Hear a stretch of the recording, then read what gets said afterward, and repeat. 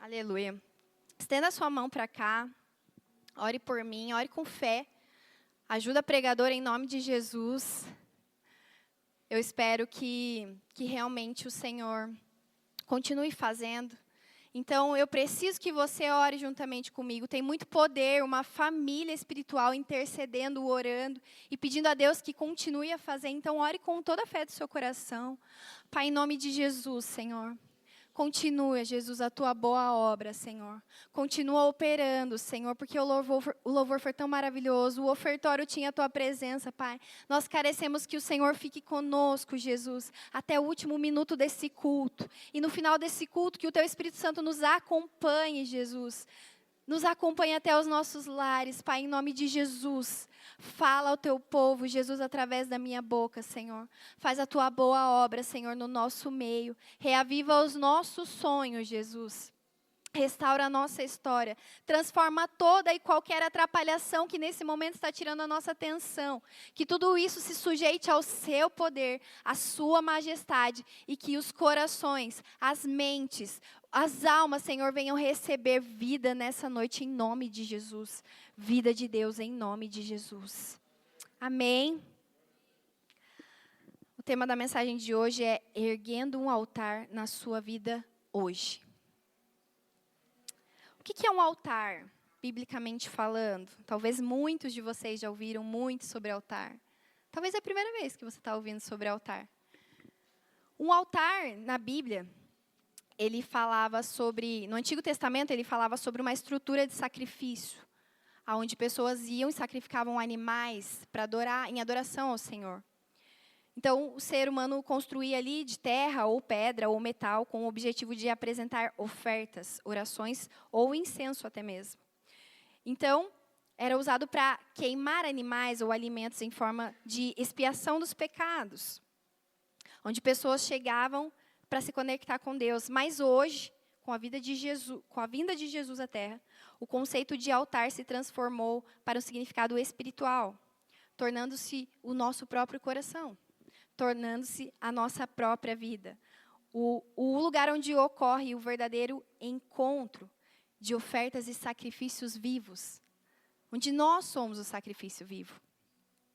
Mas sabe, amigos, talvez você tenha ouvido já algo sobre altar e ficou no seu coração, na sua mente, a ideia de algo ruim, algo triste, algo, né? Aquela famosa cara do crente, estou na luta. É porque é um altar, né? A gente tem que se sacrificar no altar, né? Até muda a voz para falar, não é?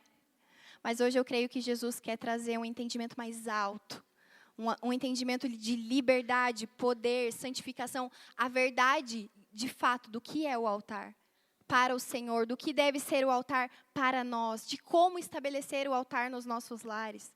De como transmitir a mensagem que convence, não com artimanhas humanas, mas que convence outros a desejarem. Eu quero viver diante desse altar, eu quero entregar a minha vida ao Senhor e caminhar com Cristo de uma forma que me alegra e não me...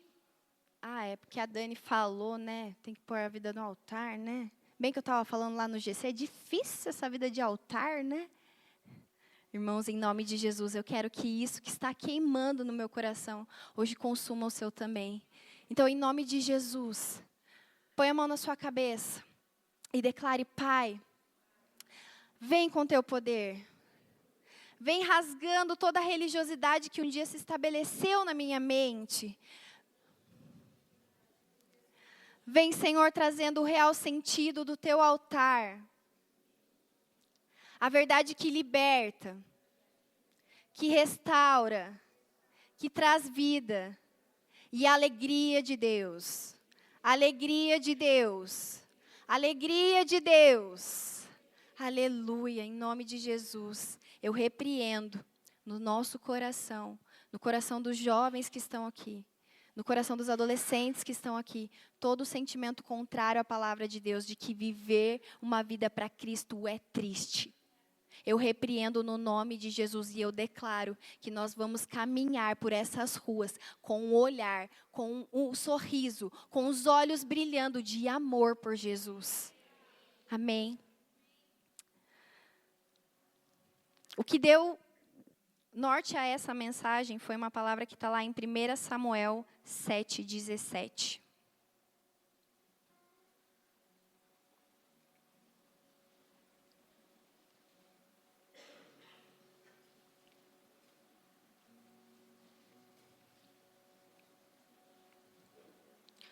Porém, Samuel voltava a Ramá, porque a sua casa estava ali, e ali julgava a Israel, e edificou ali um altar ao Senhor.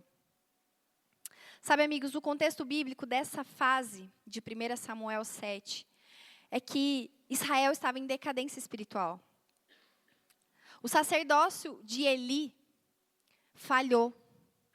O sacerdócio de Eli falhou e as pessoas estavam... A arca tinha sido levada, a presença tinha sido levada de Israel, mas Jesus estava levantando Samuel. Alguém que tinha dedicado toda a sua vida ao Senhor. Alguém que estava diante do altar com zelo. E ele estava sendo testificado diante do povo. Ele estava caminhando, ele se tornou juiz e sacerdote. Quando o sacerdote Eli morre, Samuel se levanta e ele tem destaque. Ele vai crescendo. Samuel conduziu o povo ao arrependimento em Mispa, intercedeu e Deus deu a vitória contra os filisteus. Samuel, como juiz e sacerdote fiel, ele conseguiu vitória de guerras que Israel estava perdendo há tempos. Uma graça de Deus estava sobre Samuel. Mesmo assim, no auge da sua notoriedade, Samuel edificou um altar em Ramá, na sua casa. Repita comigo, na sua casa. Sabe, amigos, às vezes a gente olha, e eu falo como alguém que ainda olha, para pessoas mais espirituais do que nós, e a gente pensa, não, eu nunca vou conseguir viver uma coisa dessa. Não, mas sabe, essas pessoas são muito maduras, elas têm muita intimidade com Deus. Essas pessoas, elas têm uma coisa que é nós, meros mortais, a gente nunca vai ter, eu acho. Talvez pessoas olhassem para Samuel passando pelas ruas e eles pensassem isso. O Senhor está com Samuel. Ele é profeta, ele é sacerdote, ele é juiz, meu Deus. Mas sabe o segredo? Mesmo com todo esse destaque, mesmo com todo esse reconhecimento, ele voltava para a sua casa. E ele tinha um altar estabelecido ao Senhor ali. Ele não olhava para todas aquelas coisas e se envaidecia. Ele não olhava para todas aquelas coisas e falava, estou satisfeito com isso, Deus está comigo. Mas ele edificou um altar na sua casa. Sabe, isso mostra que a vida pública dele era sustentada por algo no privado, por algo no secreto.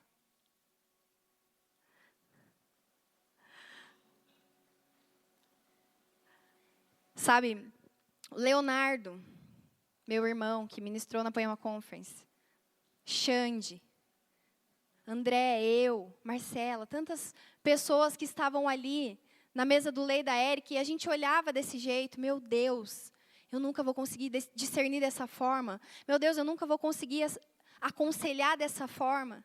E hoje já estamos espalhados, fazendo obras que a gente acreditava que não ia conseguir. E sabe, meus amigos, isso não tem a ver somente com o chamado de pastor, mas eu conheci pessoas nessa mesma época e hoje estão se destacando em suas profissões, como médicos, como empresários, como padeiro, como cabeleireiro. N profissões, não importa, isso não tem a ver somente com alguém que vai fazer uma função em cima do altar, em cima dessa plataforma. O altar, na real, é aquilo que está na sua casa. Se você quer ter uma vida com Deus, se você quer viver isso que você talvez olha, admira e fala, não é possível para mim, eu não vou conseguir, deixa eu te dizer, você vai conseguir. Isso está disponível para você se você levantar um altar ao Senhor na sua casa. Se você tomar posse dessa palavra e falar, Jesus, eu ouvi, eu quero crer, eu quero caminhar. Talvez eu não sei como fazer, mas o Senhor me sustenta, o Senhor me ajuda. E diariamente, que eu me contente, Jesus, diariamente com aquilo que o Senhor me revelar e com os passos que eu tenho que te dar. Mas para te ajudar, eu vou te dar alguns passos. Quantos querem ouvir os passos para levantar um altar? Aleluia. Sabe, amigos, nós ouvimos e hoje nós apalpamos.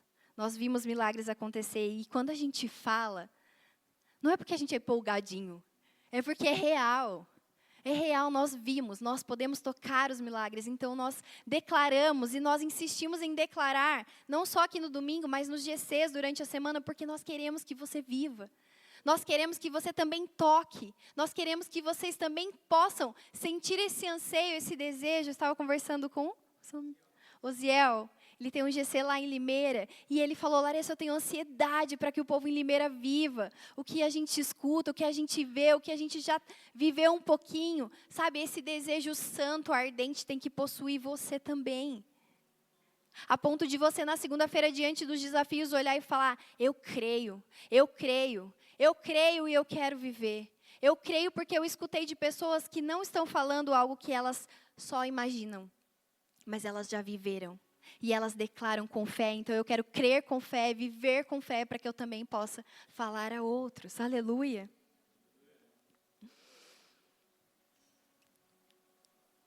O altar representa, em primeiro lugar, um lugar de encontro com Deus, intimidade com Deus. O altar representa um lugar de intimidade com Deus, é onde o céu toca a terra. Sabe, sua vida anda um pouco monótona demais? Segunda após segunda, as mesmas coisas, o mesmo trabalho, a mesma rotina, as mesmas vivências. Você até planeja, faz um planejamento incrível, não consegue executar metade das coisas, isso te frustra. Sabe, você não consegue enxergar o sobrenatural de Deus na sua rotina. Você escuta falar do sobrenatural de Deus, você até debate isso no GC, mas está difícil de ver isso acontecendo na sua rotina. Deixa eu te contar um sobrenatural de Deus que aconteceu essa semana na minha casa. A Tatá está crescendo, está se desenvolvendo, é uma adolescente maravilhosa, abençoada. E muitas vezes nós, como pais, ficamos ansiosos, desejando proporcionar para ela experiências maravilhosas, proporcionar para ela algo bom, algo de valor, sabe? Experiências, levar para viajar, dar boas roupas, um bom estudo, a gente fica. Mas no meio da minha rotina agitada, compromissada, muitos compromissos aos finais de semana, nós fazemos muitas coisas. Eu fico pedindo para Jesus, por favor, me dê estratégia. Se ainda não tenho recurso para viver algo incrível, levar para a Disney, fazer algo, né, que vai impactar a vida dela, me dê estratégia, porque estamos vivendo. Eu não posso ficar esperando por uma realidade que eu não tenho e que talvez não chegue. Mas o que eu posso fazer hoje? E aí, no meio da semana, Jesus falou, faz um piquenique no parque, sábado de manhã, porque à noite tem Super Seed. Então, da tarde para a noite vocês já estão compromissados, mas faz um piquenique no parque de manhã. Então, corri a semana toda, me organizei, me programei, conversei com o André, a gente topou e tal, não sei o que lá. Sábado de manhã fomos acordar ela. Eu não quero. Não, filha, vamos, vai ser legal. Ai, eu não quero. Não, filha. Segunda vez, né? Não, filha, vamos, vai ser bom, vai ser legal, a gente vai fazer um piquenique. Você pode levar o seu roller, você pode fazer o quê? Tá bom. Aí foi se arrumar, ficou lá uns minutinhos no banheiro, daqui a pouco voltou. Ai, não vou, meu cabelo tá muito feio. Meu Deus, Jesus. Será que agora é a hora que eu falo, então vai dormir, tchau, vou fazer minhas coisas também. Jesus, por favor, me dá paciência. Ela é uma adolescente, ela está em desenvolvimento, está tudo bem. Vamos lá, filha, faz uma trança. Olha só, veste tal roupa, vamos fazer assim, tal. Aí fomos. De verdade, eu não tinha grandes expectativas, eu só queria cumprir, sabe? Estamos vivendo, estamos aqui, esse é o recurso que eu tenho, é isso que dá para fazer. Vamos ter um tempo de família. Aí chegou lá, o André odeia piquenique. Ele odeia sentar no chão, ele não sabe fazer perna de índio. Ou seja, o caos, pensa. E o Teodoro, né, pequenininho, várias coisas acontecem, e ele quer tudo, e não quer nada, e meu Deus. E eu sentei ali, esticamos a nossa toalha de mesa, porque eu não tenho uma toalha de piquenique. Mas, sabe, olha quantas coisas ali a gente já poderia problematizar e desistir de fazer algo em família. Estendemos ali, sentamos, aí o André reclama. Ai, minhas costas. Ai, como é que vocês ficam sentados? Meu Deus. E o Theo pega uma coisa ali, derruba outra ali, e daí do nada ele termina de tomar o suco dele, pá, amassa o copinho, deu, por que você fez isso? Porque eu terminei de tomar, agora eu quero outro. Filho, você não pode fazer isso. Enfim, tudo acontecendo, a gente foi, depois ele ainda deu uma volta de patinete, a Tatá sentou no lago. Enfim, chegamos em casa, eu respirando, o que eu faço agora? Porque prego no domingo, tem Superseed, termina de embrulhar um presente, escreve um bilhete, faz isso, faz aquilo. Daqui a pouco a Tatá vira e fala assim, nossa, mamãe, esse só não foi o melhor sábado da minha vida, porque o primeiro foi o dia que eu me batizei. Aí eu fiz assim, quê? Eu falei, o quê? Esse foi um dos melhores sábados da minha vida, mamãe. E eu falei, ó, Jesus, se isso não é o sobrenatural de Deus na minha rotina, na minha impotência, na minha fraqueza, nas minhas limitações, o que é? O que será que nós estamos esperando para poder dizer, eu estou vivendo o sobrenatural de Deus? A minha filha de 13 anos estava muito feliz porque a gente foi no parque. E eu não respeitei os limites dela. Eu falei, você vai. Porque na última vez que ela falou do cabelo, eu falei, você vai. Porque nós somos uma família e você tem que estar com a gente.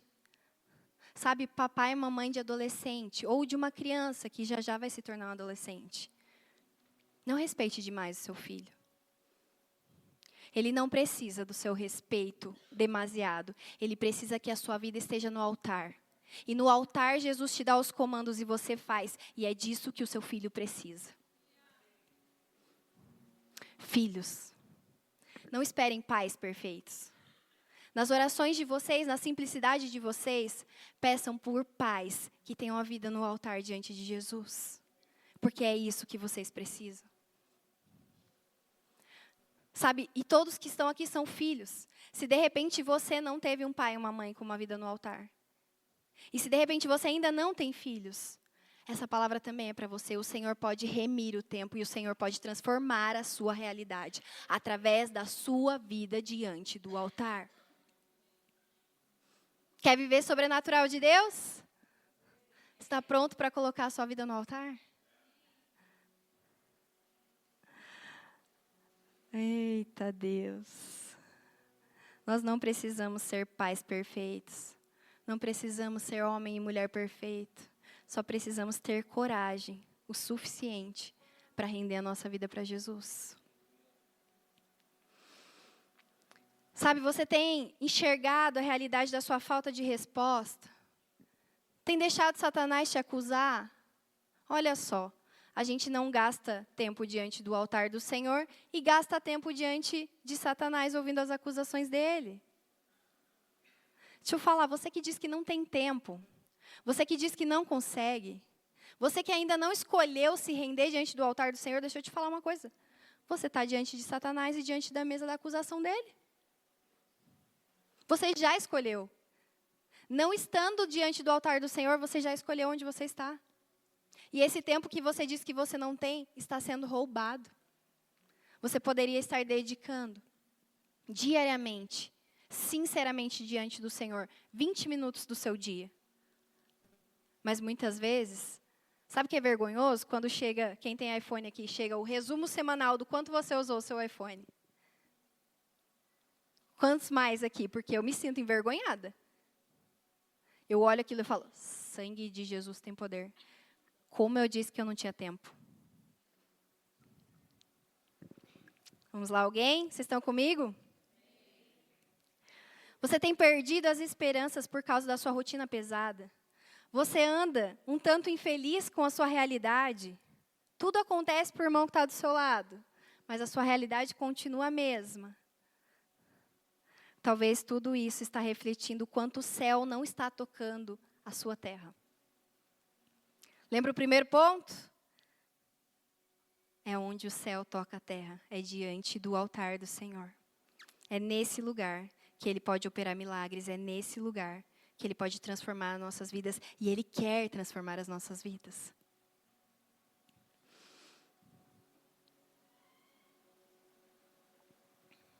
Gênesis 12, 7 vem falando assim: o Senhor apareceu a Abraão e disse: à sua descendência darei essa terra.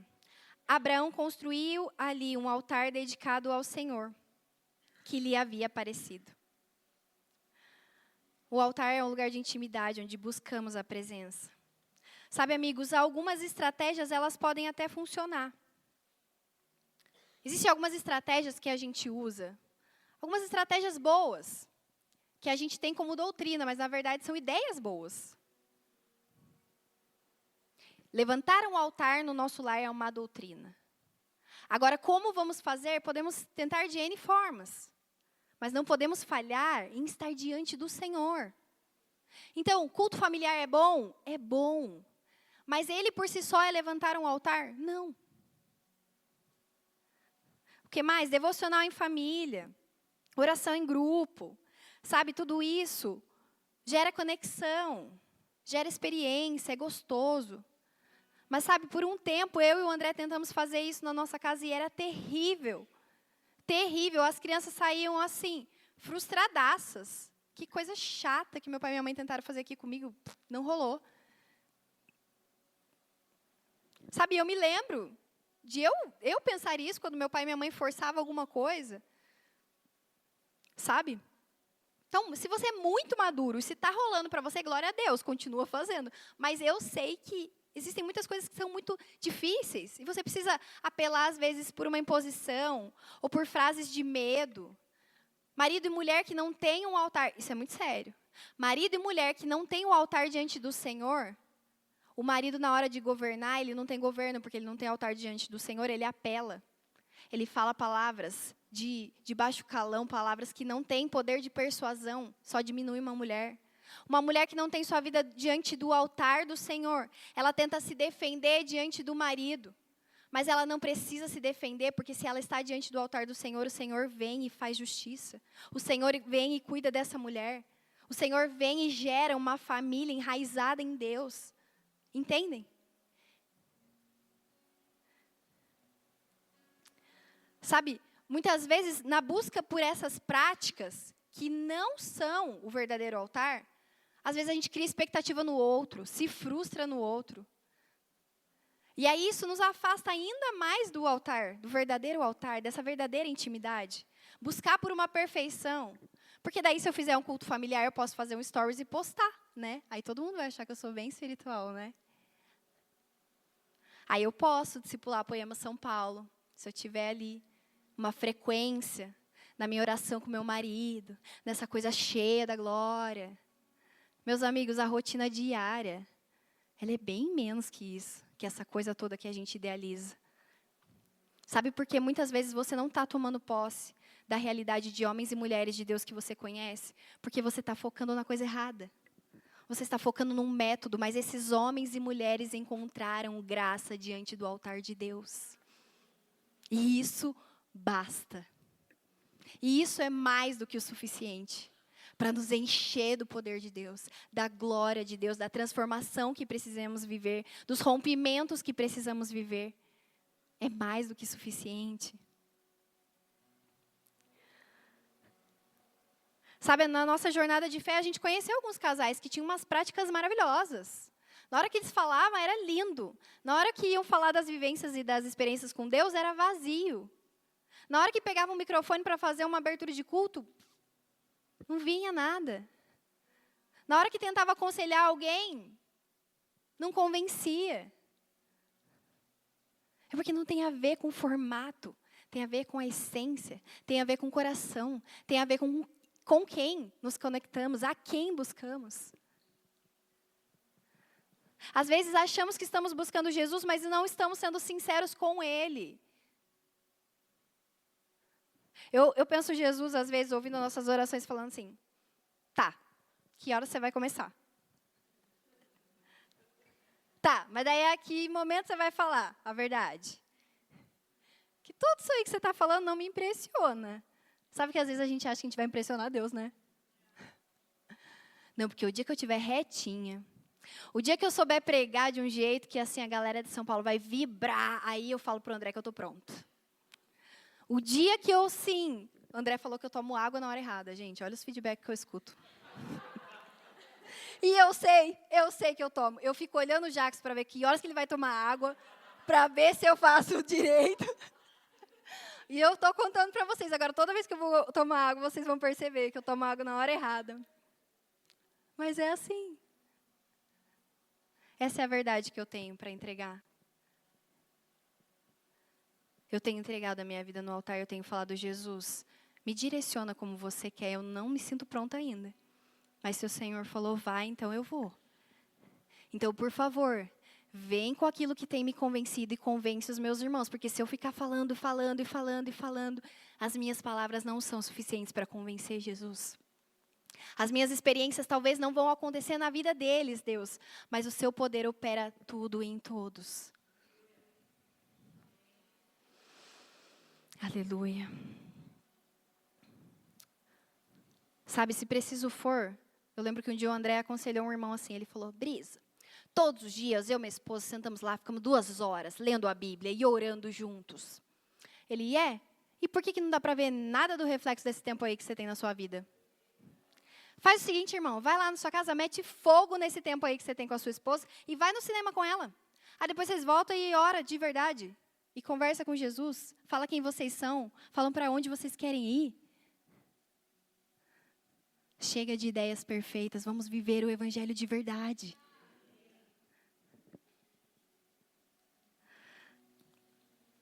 Pessoas que são parceiros de vida, mas não buscam mais o Senhor. Ou pessoas que querem ter uma condição perfeita para buscar o Senhor. É o contrário. Nós começamos imperfeitos e Ele vai nos aperfeiçoando. Chegamos cheios de pecado e Ele vai nos limpando. Chegamos todos errados e Ele vai nos acertando.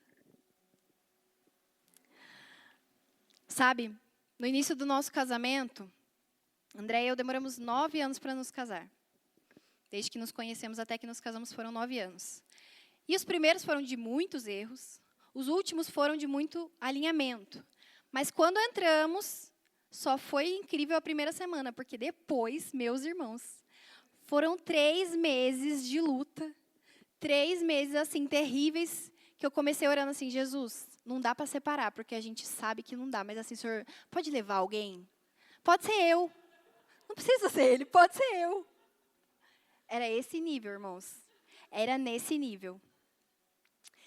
E, na verdade, na simplicidade, a gente foi entendendo que a gente precisava levantar um altar. A gente sabia ter um altar na casa dos nossos pais, cada um o seu. Mas ali na rotina, na vida comum, na vida de casamento, a gente precisava. E a gente tentou alguns cultos familiares e não deu certo.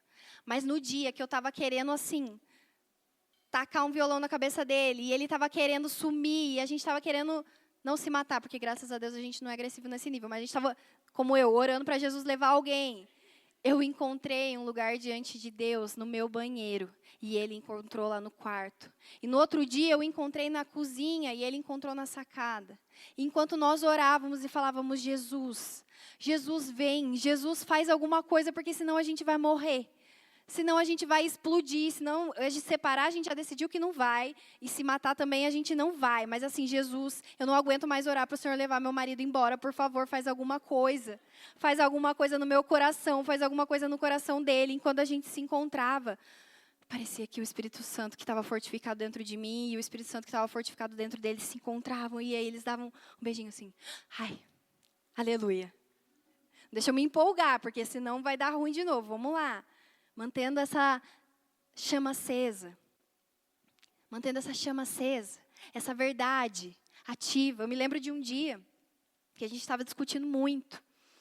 E eu vi a cena de eu pegando o copo que eu estava lavando e tacando assim, ó, na cabeça dele. Eu vi essa cena. Eu falei até com a minha psicóloga se isso é normal, as pessoas terem esse tipo de pensamento. Será que eu tenho que, sim, passar por algum processo de cura que eu não sei? E eu estava nesse nível de estresse. E aí eu falei, eu vou sair. Ele falou, Você não pode ir com o carro que eu vou trabalhar. Eu não preciso do seu carro. E fui andando a pé. E eu fui em direção à casa da minha líder. Fui caminhando. Mas quando deu uns 20 minutos, eu falei, nossa, ainda tem mais uns 15. Deixa eu sentar aqui. Acho que eu estou cansada, porque depois eu vou ter que voltar tudo a pé também, né? Vocês que acham que o interior é tudo do lado, não é tão do lado assim, né? E também é um pouco perigoso. Vocês acham que só aqui em São Paulo que é perigoso? Lá em Taubaté eu já fui roubada também, tá bom? 2 horas da tarde, levaram meu celular. Então, eu estava ali calculando se convinha, se as minhas pernas iam aguentar. E eu estava tão apertada que nem um Uber não dava para pedir. Então, eu sentei numa praça e eu fiquei lá, Jesus, que coisa horrível. O André é um homem de Deus. Eu também sou uma mulher de Deus, às vezes. Mas, Deus, como é que a gente sai dessa situação? Como é que muda? Como é que a gente rompe? Eu não aguento mais, toda hora sou eu, toda hora eu que tenho que pedir perdão, toda hora eu que tenho que assumir que eu estou errada. E aí, o Espírito Santo foi invadindo aquela praça e foi me acolhendo. E ele falou, Larissa, quando você assume a culpa, você perde um braço? Eu, não. Você perde dinheiro da sua conta bancária? Eu, não. O que você perde quando você diz que você está errado, quando você pede perdão? Eu, Espírito Santo, você está de brincadeira que de novo tudo eu. E aí eu falei, amém, eu já entendi. Eu fui voltando, passo a passo, até chegar na minha casa. Vocês entendem, irmãos? O altar foi levantado numa praça, com uma mulher cheia de raiva no coração, cheia de convicções, cheia de certezas. Achava que eu tinha que chegar até a minha líder, nem deu tempo, Jesus chegou antes. O altar foi levantado antes. Os pecados foram expostos antes. E eu voltei. E eu cheguei, ele estava quase saindo para trabalhar, eu abracei ele, e a gente chorava. E eu falei, me perdoa. Não sabia nem por que eu estava pedindo perdão, mas me perdoa, amor. É de verdade, é do fundo do meu coração. Me perdoa, eu te amo. E assim começou a história dos pastores de vocês. Assim começou a nossa jornada. E o nosso desafio hoje é continuar diante do altar. Porque hoje, como nunca, nós nos damos muito bem. Nossa vida sexual é muito boa. Nossa vida com as finanças nunca foi tão boa. Não quer dizer que nós temos mais dinheiro do que já tivemos algum dia. Nossa forma de lidar com as finanças é melhor do que nunca. Mas isso não quer dizer que nós estamos olhando para essas coisas, continuamos olhando para Jesus e pedindo, Senhor, seja o altar dessa casa. Nos ajude a discernir os tempos, as estações, como lidar com o ministério, como lidar com os nossos filhos, como lidar com a nossa família, como lidar com os nossos amigos, como lidar com o nosso tempo. São tantas coisas para orar. São tantas coisas para colocar diante do altar do Senhor. É coerente que se não estamos, tudo esteja indo por um caminho torto. Vocês concordam comigo? Que é coerente. Se não estamos apresentando para aquele que pode transformar as nossas veredas, que pode ajustar os nossos caminhos, é justo a colheita que estamos tendo. Está disponível. Porque ainda estamos fazendo tanta força para ficar longe desse altar.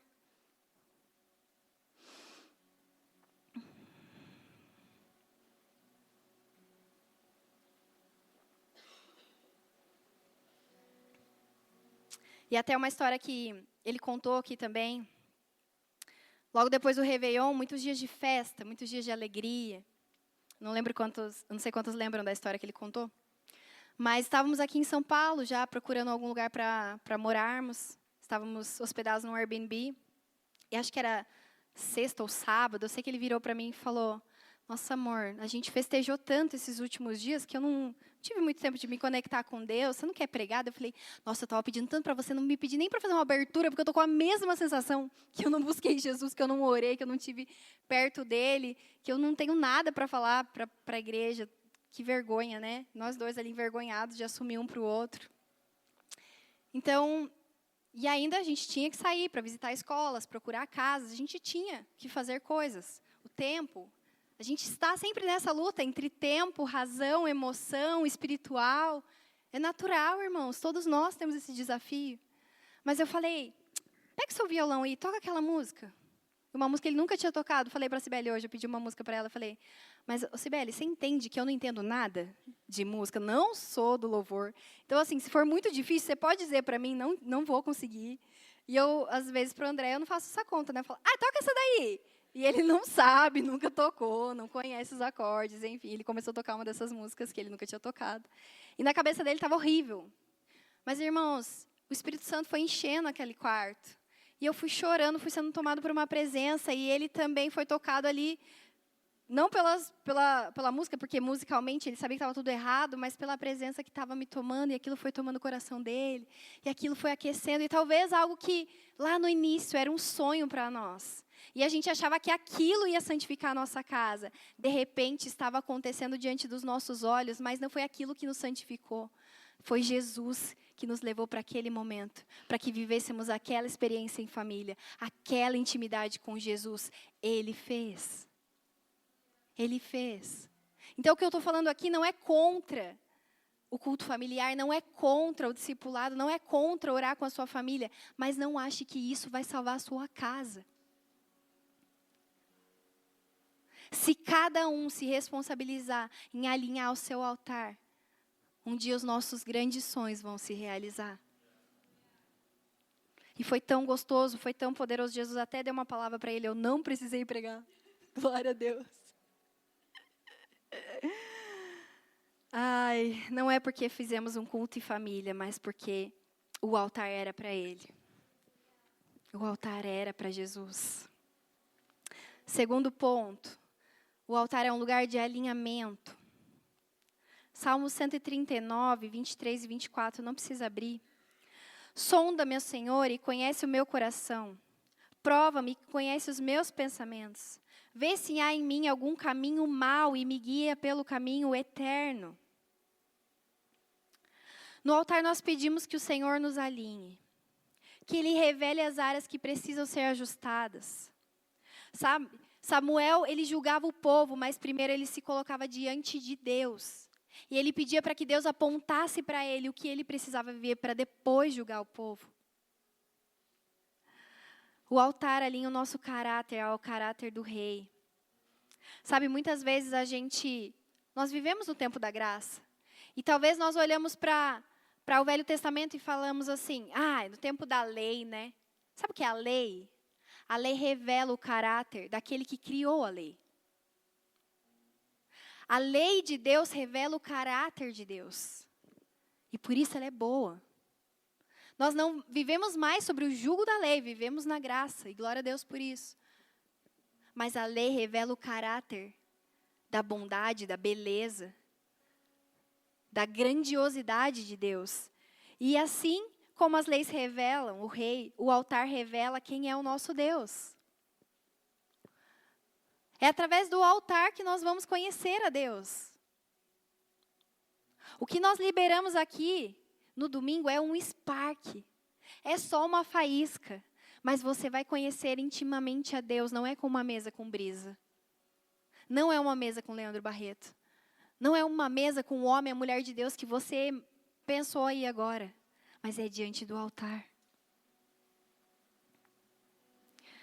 Quando seguimos as ordenanças do Senhor, refletimos o seu caráter. Sabe, por muito tempo também eu bati cabeça em relação a detalhes. Sabe aquela coisa do estou acostumada? Essa coisa do não preciso, coisa chata. Sabe, essa coisa de regra, essa coisa de detalhes. Eu bati cabeça em relação a isso. O André é muito metódico. Ele tem, desde a primeira vez que o Leandro deu o microfone para ele cantar, ele subiu e ele acreditou naquilo, ele cantou. E aí ele foi lá e comprou o melhor violão que ele podia comprar e a melhor corda. E às vezes eu olhava aquilo tudo como exagero, sabe? Sei que ninguém aqui pensa isso. Só eu que pensava, né? E eu olhava tudo aquilo como exagero, aquela coisa, nossa, para quê? Nossa, que coisa chata, muito detalhe, é muita coisa. Aí sabe o que aconteceu comigo por todos esses anos que eu bati cabeça? O meu fruto era sem graça, sem cor, sem sabor. Era uma coisa monótona, uma vida onde nada acontece, onde eu não vejo os milagres, onde... essa coisa sem graça. Mas quando eu fui vendo que os os frutos daqueles homens e mulheres que faziam as coisas com excelência, com detalhes. Hoje a oração do meu pai para mim, eu liguei para ele e falei, pai, ora por mim porque eu vou pregar. Ele falou, filha, tenha humildade. Tenha humildade, mas não confunda humildade com medo. Vá com autoridade e sirva aquele povo, porque o Senhor opera através de você. E se eu ainda estou nessa mentalidade de não me preocupo com detalhes, então eu subo aqui e eu tenho medo, vergonha, e eu travisto isso de humildade. E eu não transmito confiança para vocês a respeito daquilo que eu creio, que eu acredito, que eu vivo e que eu declaro para que vocês também vivam. Como é que vocês recebem desse fruto? Então, quantas vezes achei que eu ia querer me impor? Por que eu vou fazer isso no meu GC? O povo vai me achar chata. Por que eu vou fazer isso no meu ministério? Eu não sou líder. Por que eu vou fazer isso no meu trabalho? Eu nem ganho mais por isso. Sabe os detalhes? Quando alguém chega e fala, é isso, isso, isso, isso, isso. Você nem termina de escutar, você já está assim, ó. Entendi. Uhum. Aquela arrogância latente no nosso coração, não deixa nem a pessoa terminar de explicar. Porque eu já faço. É que eu já sei. Mas na prática está lá, não, vão me achar super chata, não vou fazer isso não.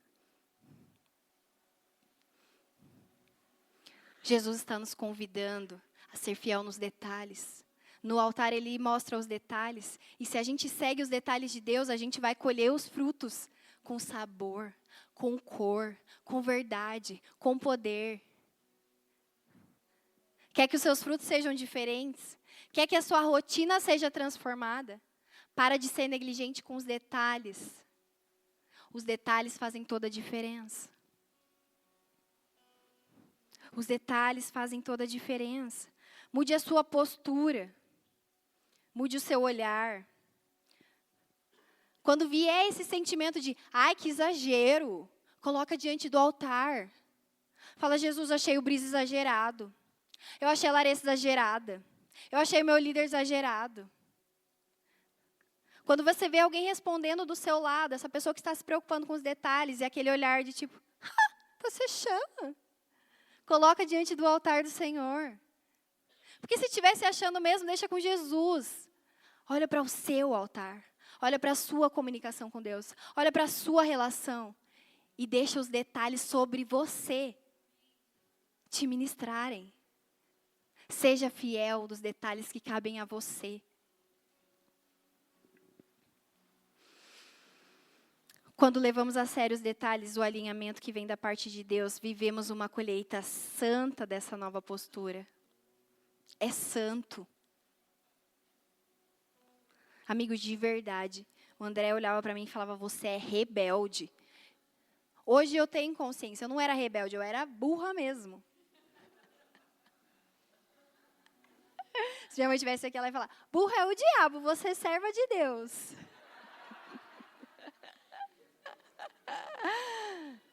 Gente, eu era incapaz, eu era ignorante acerca do assunto, eu não fazia essa conexão.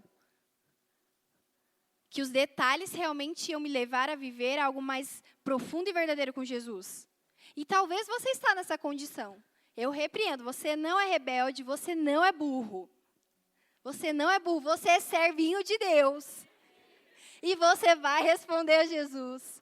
Você vai entender que os detalhes importam. E quando eles chegarem batendo na sua porta, e às vezes os detalhes nos ofendem. Porque eles são diferentes da cultura da nossa casa. Eles são diferentes daquilo que nós somos. Mas são detalhes de Deus. E que bom que eles estão chegando na nossa mesa. Eu declaro sobre vocês que todos são servinhos de Deus e vão responder aos detalhes que Ele vai revelar para você no altar na sua casa.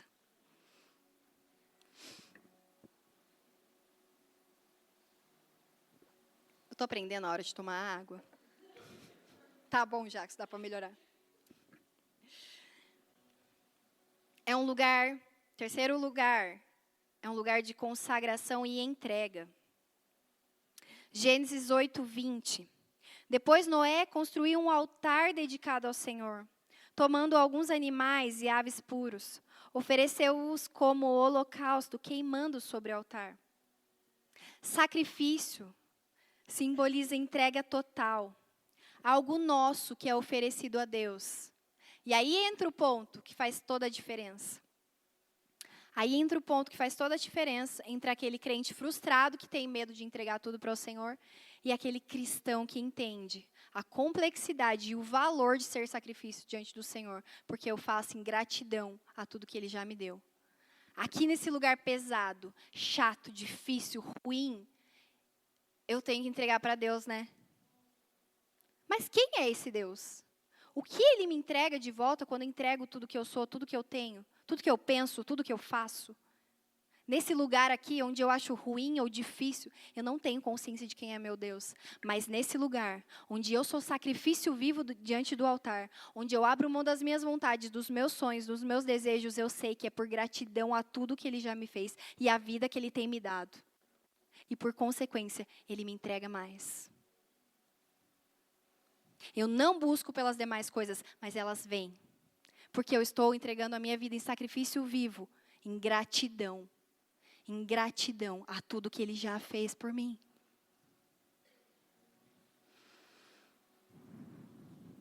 Sabe, exatamente o dia de hoje, o André está em Taubaté. Ele foi com o Telzinho.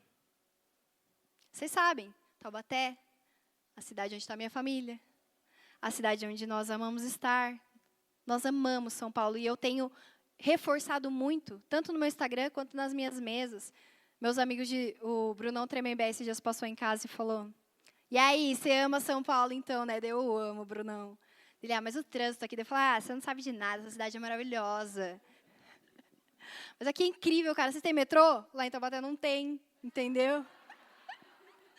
Vocês têm culinária? Vocês têm shopping? Vocês não têm. São Paulo é maravilhoso, é incrível. Eu tenho reforçado e realmente não é uma graça que eu faço, gente. Eu amo morar nessa cidade. Toda vez que a gente está voltando para casa, eu viro para o André e falo, eu amo morar aqui. Eu amo essa cidade, eu amo estar aqui. Mas eu também tenho parte do meu coração naquela cidade. Vocês sabem muito bem disso. Minha família, bons amigos, boas histórias. O André vai está ministrando os 3 cultos lá, seria mais uma oportunidade de estar lá com ele. E a Tatá também. E quando ele falou, olha, 3 semanas atrás, ele falou, você prega quando? Porque ou é domingo que vem, ou é no outro, dia 21, que eu vou estar em Taubaté. Se você escolheu do dia 21, você fica e eu vou. Eu falei, então tá bom, meu bem. Essa semana agora não vai dar mesmo, chamo o Jackson, porque eu tenho muitos afazeres. Eu vou sacrificar de estar com você, mas eu preciso ser coerente. Essa é a minha rotina, essa é a minha vida, eu estou feliz com isso. Sacrifício vivo ao Senhor, em gratidão a tudo que Ele já fez por mim. Minha consciência, entendo isso. E eu falei, mas leva o Theo, leva a Tatá, que vai ser bom para eles. Mas a Tatazinha ficou de recuperação. E ele vai ficar amanhã, ela precisa estar na escola amanhã. Então, hoje foi mais uma chance de discipulado. Filha, nós somos sacrifício vivo ao Senhor. Eu queria estar em Taubaté. Eu queria ter pregado na semana passada.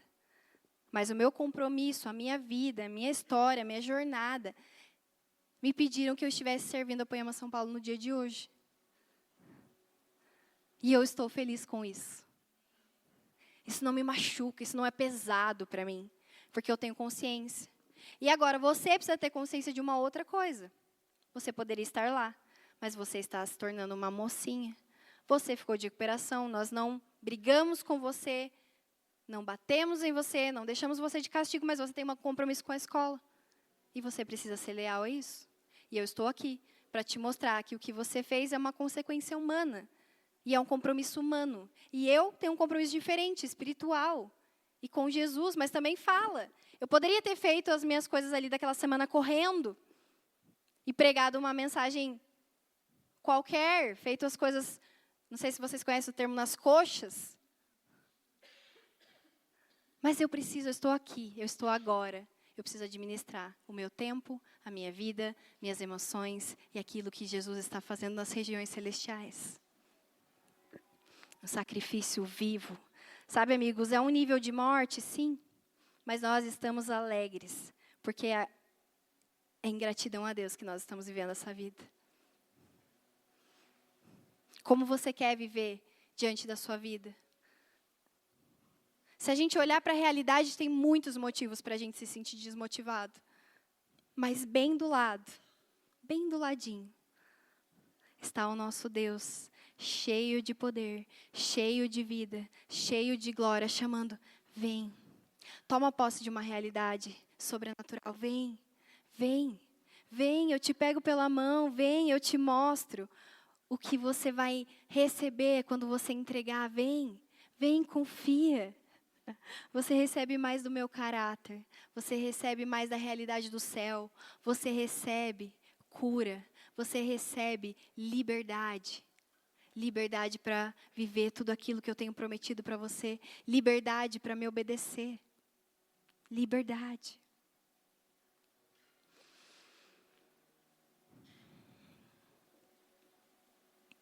O significado do altar é o lugar de consagrar a vida por inteiro e reconhecer que tudo pertence a Deus.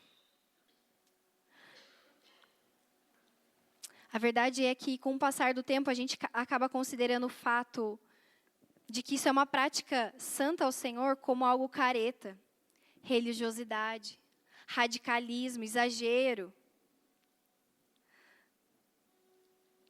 Mas eu preciso me lembrar daquilo que me traz esperança, detalhes que agradam Jesus. Não tem como, irmãos, a gente ficar ouvindo as mesmas músicas que corroem a nossa fé a semana inteira e achar que vamos ter um resultado diferente. Não tem como o iPhone ficar apitando e falando quanto tempo a gente gastou por dia naquele celular e a gente continuar dizendo, Deus, eu não tenho tempo. Não adianta a gente achar que nada muda na nossa rotina, mas Deus vai fazer alguma coisa em algum momento. Fazemos orações, Deus, não deixa acontecer se for do diabo. E vive a semana inteira indo de cara para o pecado. Faz até a mãozinha para mergulhar assim. Deus, não deixa eu cair se for do diabo. Misericórdia. Vira para o irmão do seu lado e fala, misericórdia.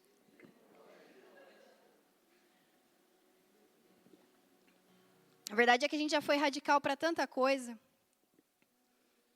Já foi radical para tanta coisa. Balada, carnaval, curtição, Bob Goods, carros, som, que mais? Futebol. Tantas coisas, a gente é bem radical, né? Mas na hora de ser radical para Jesus, não precisa. Ele está nos convidando para viver uma vida radical com Ele. Por que radical lá no mundo secular é uma palavra boa e radical na igreja é uma coisa ruim? Não consigo entender. Porque se você fala lá no meio do esporte, é radical. Os caras falam com emoção, sem emoção. Porque eu sou radical, eu curto. Mas diante do Senhor, diante do altar, diante desse convite para uma vida abundante, porque é muito radicalismo, né? Meu Deus, quantos aqui querem ser radicais com o Senhor? Aleluia! Oh, aleluia! Em quarto lugar, o altar é um lugar de bênção e favor. Deus prometeu, Êxodo 20, 24.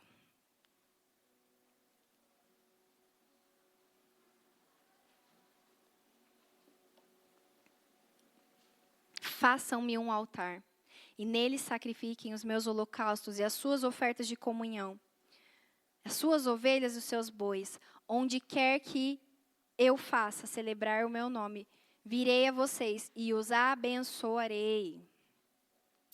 Repita, eu os abençoarei. Quando erguemos altares em nossa casa, a bênção do Senhor vem. Quando erguemos altares na nossa casa, o milagre vem. Quando erguemos altares na nossa casa, a provisão de Deus vem. Quando erguemos altares na nossa casa, o prazer de viver a vida comum vem. O rompimento vem. A glória vem. As promessas vêm. Elas vêm. E sabe o que mais? Não é apenas para nós, mas para a nossa família, para a nossa igreja, para a nossa geração. Amigos, isso é um dado real. Essa geração é a geração de jovens e adolescentes com o maior número de ateísmo que já se viu na história. E nós estamos nos contentando com isso. A sua vida diante do altar gera vida para você, para a sua família, para a sua igreja, para essa geração que está clamando. Clamando.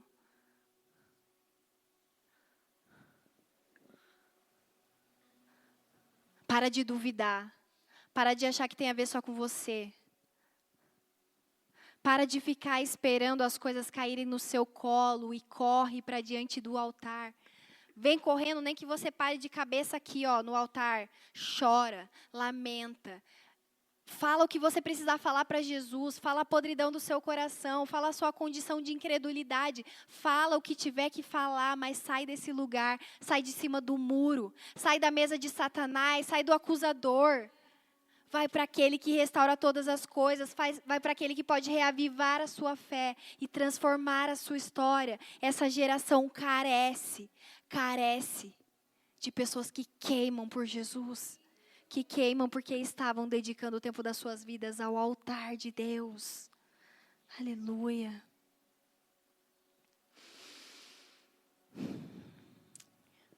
Como a prática de levantar um altar impacta a minha família, Teodoro, Thalissa. Como impacta? Como impacta o ministério? Como impacta vocês? Como impacta? A Tatá e o Theo, eles são abençoados por receber um discipulado pautado em ser livre para escolher Jesus ao invés do pecado. Esses dias estava conversando com uma moça dessa igreja, ela me perguntando questões sexuais. E eu fui falando ali para ela e falando como pensamos, como cremos, como a Bíblia diz.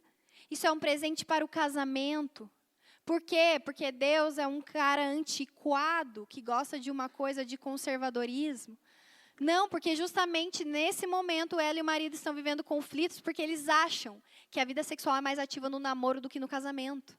Mas a verdade é porque um homem e uma mulher que não têm compromisso um com o outro, que não pagam umas contas uns dos outros, eles vão, se encontram, têm uma relação, se devolvem, e eles baseiam o prazer, o ápice do prazer nesse momento aí.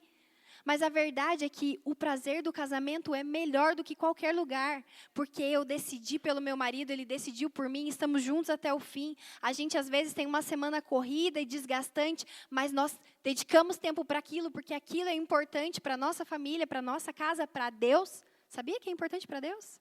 A sua vida sexual com seu marido, com a sua esposa? É extremamente importante. Então, o ápice do prazer da minha história, da minha vida, como eu nunca vivi antes, é dentro do meu casamento. Minha filha tem o prazer de escutar isso dentro de casa, para que ela não deixe entendimentos enganosos, mentirosos, levá-la a acreditar em outra coisa. Enquanto eu falava isso para essa irmã, ela falou, meu Deus, eu preciso ouvir isso 20 vezes para eu contar para minha filha quando um dia eu tiver. Porque me foi apresentada outra coisa. Até uns tempos atrás eu me perguntava, por que essa ideia de que sexo só depois do casamento? Os nossos filhos têm esse privilégio, a nossa vida diante do altar traz a verdade de quem Deus é para eles. Então, eles vão entender que eles são livres para escolher Jesus ao invés do pecado.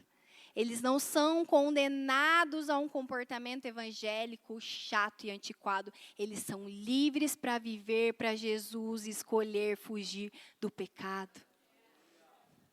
Entende como isso é empolgante? Entende como isso é de fato vida? Como estamos deixando essa verdade ficar presa nesse lugar? Só no nosso GC? Só na nossa casinha. Porque as nossas orações é só por Jesus, prospera minha casa, Jesus, me dá um carro novo, Jesus, me dá umas férias, Jesus, me ajuda a parar de pecar. Sério mesmo? Para de orar para parar de pecar e começa a orar para Jesus se revelar para você. Porque deixa eu te contar uma coisa, se você ainda não sabe, você não vai parar de pecar. Mas quando ele se revelar, esse pecado maldito vai deixando de ter força. E você vai falhando em outras coisas. E novidade de vida vai te santificando. E você vai se achegando para mais perto de Jesus. E novidade de vida vem se achegando. E você vai errando em outras coisas. Parar de pecar não vamos, mas naquele pecado vamos. O Senhor não tem problema com o pecador. O Senhor tem problema com o pecado. Nós seremos eternamente pecadores, mas nós vamos parar de pecar com esse pecado que nos assola. Que gastamos tanto tempo da nossa vida orando para parar de pecar para e pede para Jesus se revelar para você. Porque Ele se revelando, você vai testemunhar que você venceu esse pecado em nome de Jesus. Nossa igreja é abençoada por receber uma palavra pautada na doutrina bíblica. E não na ideia de homens. Nossa vida no altar impacta a nossa igreja dessa forma. Ela é abençoada. Entende? André e eu com a vida no altar. Leandro e Érica com a vida no altar. Escorre para nós.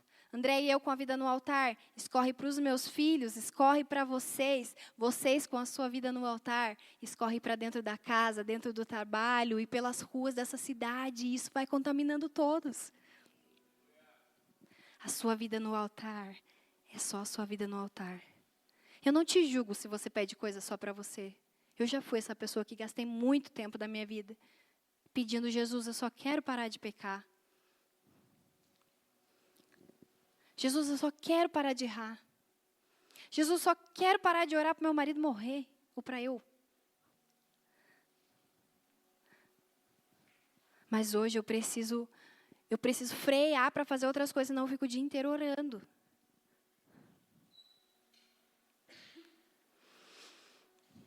Inclusive, quantos têm sido abençoados pela sala de oração na sexta-feira? Faz barulho aí. Quantos têm sido abençoados? Aleluia. Fica o convite para você que não sabe do que eu estou falando. Toda sexta-feira, às 6 horas da manhã, nós temos uma sala de oração online, onde nós juntos, como Poema São Paulo, estamos buscando ao Senhor. Esse não é o altar, mas ali no ajuntamento de santos, no ajuntamento de vários altares nos seus lares, nós declaramos a beleza do Senhor, nós oramos em família e tem abençoado pessoalmente muito a minha casa e a minha vida. Então eu convido você para participar disso, se você pode. Procure seu líder de GC, procure um staff no final e pergunta como é que eu faço para entrar na sala de oração.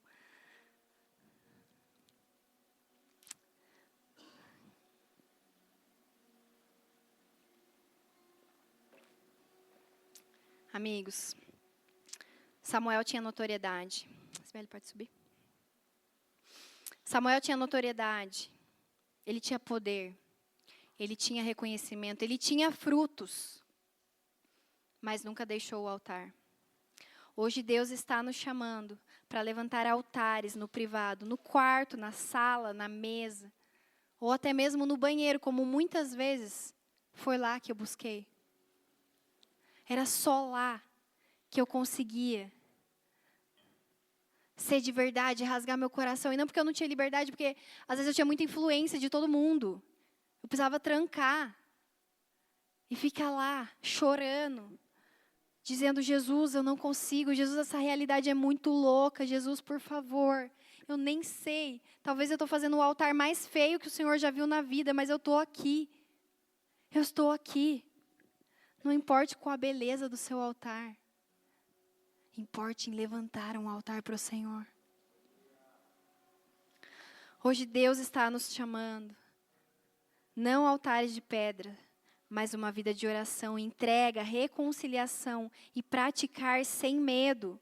Sem medo. Qual altar você precisa reconstruir hoje?